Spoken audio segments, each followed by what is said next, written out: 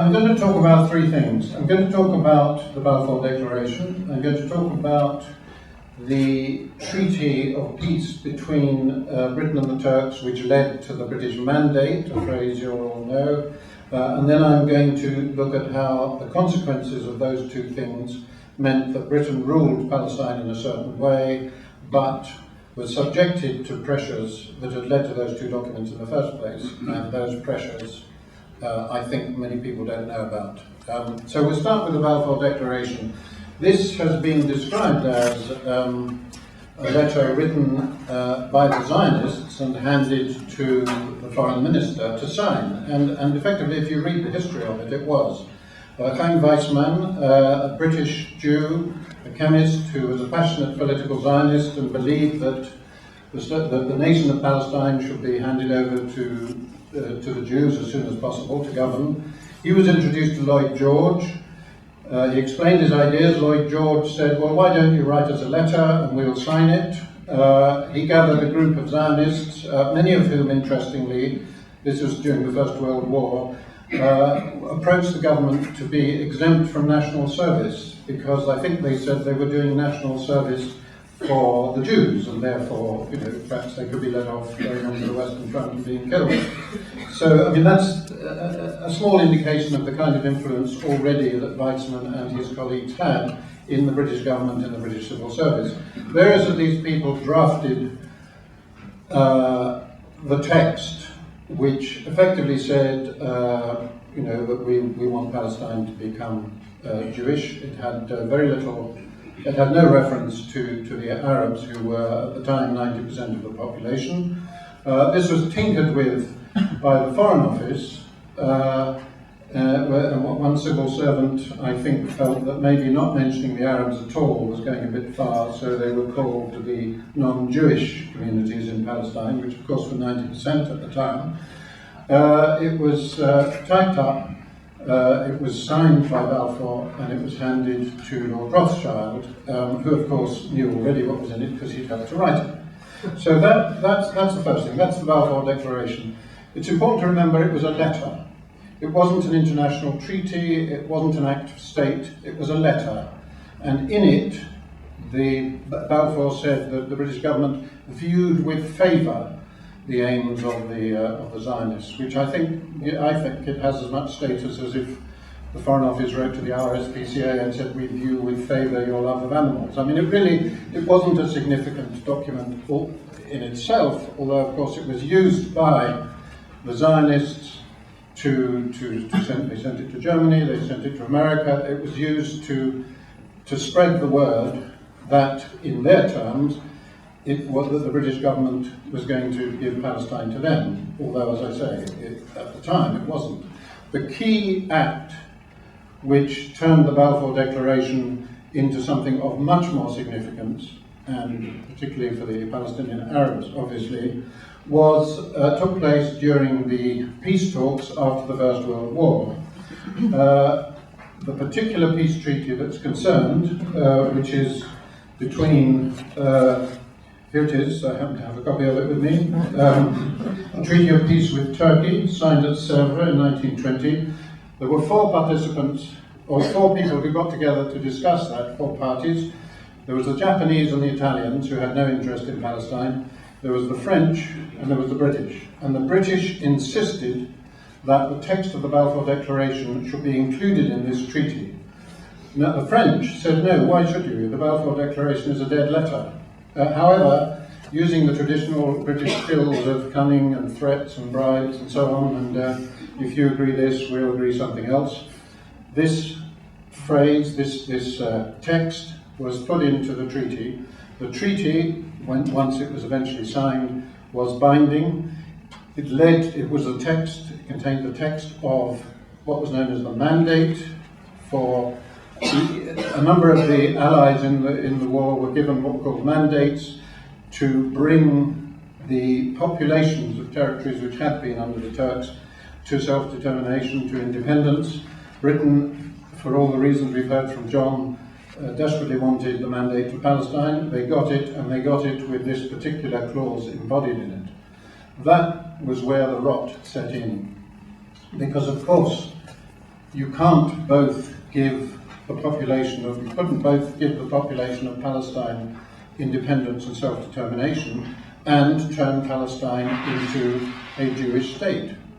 Now, if you actually read the Balfour Declaration and paragraph 95 of the treaty, you could believe that it doesn't actually call for a Jewish state. It talks for a Jewish national home in Palestine.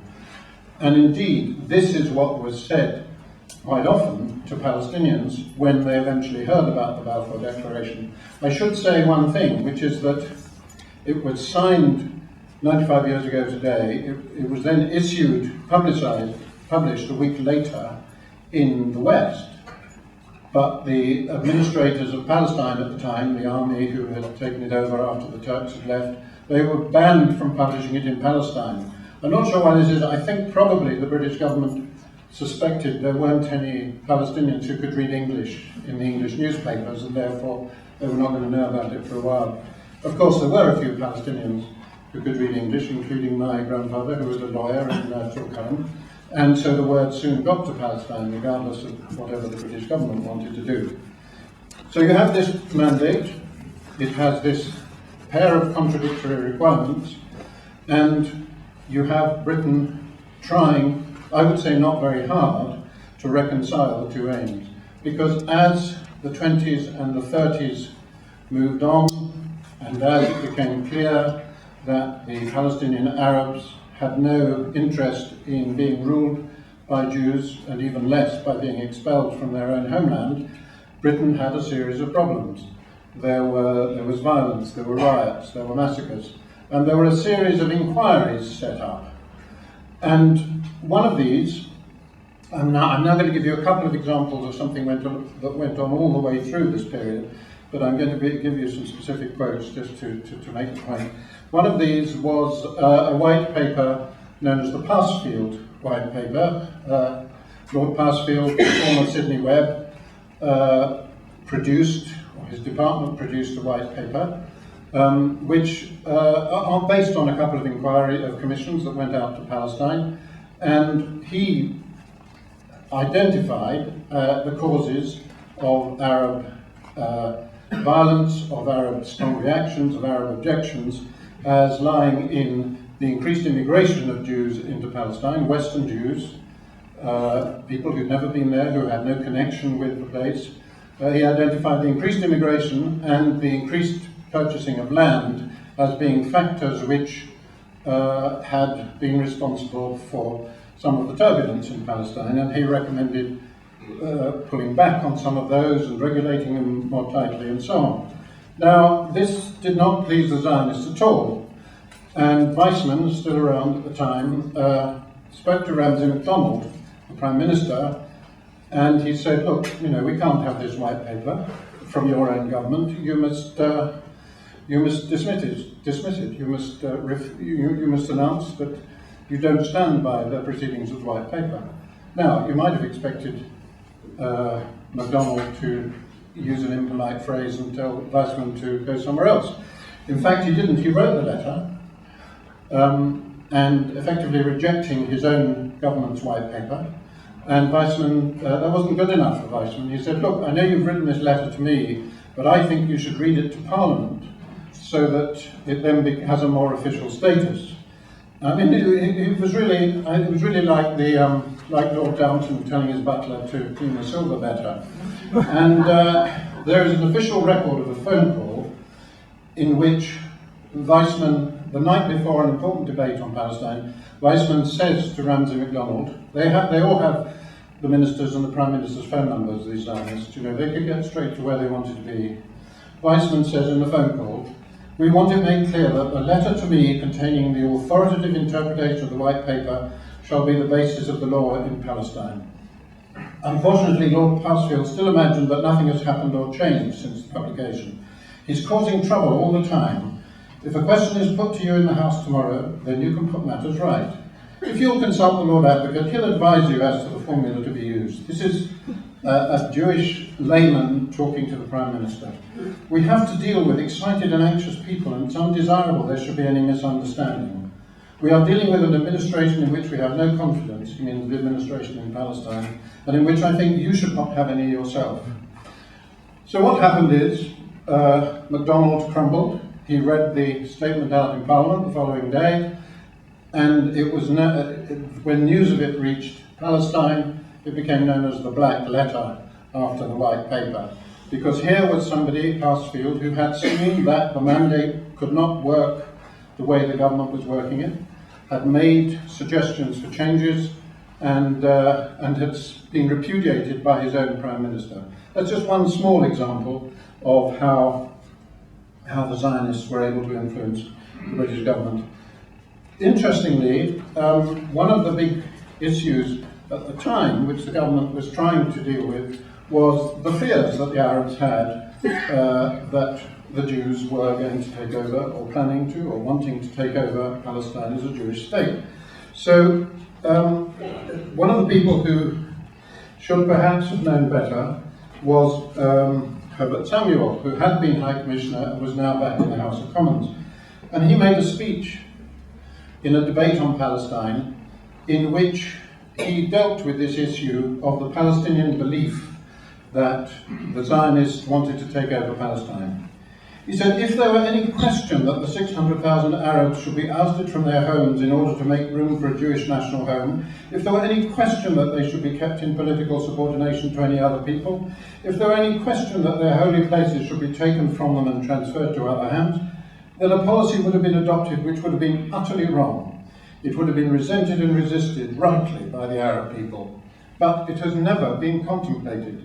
This is in a context where year after year the Zionists have said among themselves and to ministers that their aim was to take over Palestine. Now, what are the reasons why it's never been contemplated? There are 4 reasons why, says Samuel. It would have been an unjust policy, quite right. It would have been impossible of enforcement. The League of Nations would not have endorsed a tyrannous policy of that kind. And any such anti-Arab, ruthless policy would have reflected the gravest discredit on the whole Jewish movement. Well, you're right there, Herbert. In fact, all these things happened, of course. This was camouflage, it was lies, it was an attempt to quash the legitimate resistance of the Arabs. And it was typical of the kind of thing that the Zionists would say in Parliament, they would say to ministers and administrators. I'll give one more example before I close, because I think it's so funny. In 1936, there was a debate about a legislative council which it was proposed would reflect the population makeup of Palestine, which at the time was 2/3 Arab, 1/3 Jewish. And the suggestion was made, a not unreasonable one, that there should be a legislative council with 14 Arabs and 7 Jews. The Zionists objected strongly to this. Ideally, they wanted it to be all Jewish, but if it couldn't be all Jewish, they wanted it to be half Jewish, half Arab. And the colonial secretary at the time, a man called J. Thomas, didn't agree. He felt that the fairest legislative council should be one which reflected the population's disposition of the country. So one of the leading Zionists, non-Jewish Zionists, who was actually Balfour's niece, wrote to a friend of mine, J. Thomas, this is the colonial secretary, has been acting most annoyingly in affairs of Palestine. I've made up my mind he ought to leave the colonial office. It is not fit that the future of Zion should be in the hands of a drunken ex-engine driver. And believe it or not, shortly afterwards, the man was no longer colonial secretary. So these are the kind of things that were happening behind the scenes. There are many more examples, but I haven't time to go into them now. I'm just going to close and talk a bit about why any of this matters. Doesn't it seem like sort of old history? I mean, it's quite interesting to those of us who kind of want to know, in my case, what happened to the country of my parents. But it's sort of ancient history, isn't it? Well, no, it isn't. Because the fact is that all the techniques, the attitudes, the pressures that Zionists exercised during the 20th century up to 1948 are identical with those that the Israeli government exercises today. Like the Zionists, every Israeli action is determined by the racially based requirement to do what is best for the Jews, regardless of any other rights involved. Like those Zionists, Israelis despise and denigrate the original inhabitants of Palestine. And like the Zionists, Israeli officials lie regularly to the media and to the world's politicians to achieve their aims. So the way in which Britain was manipulated in the 20th century, I think, is a lesson in how the world is manipulated by Israel in the 21st. Thank you very much.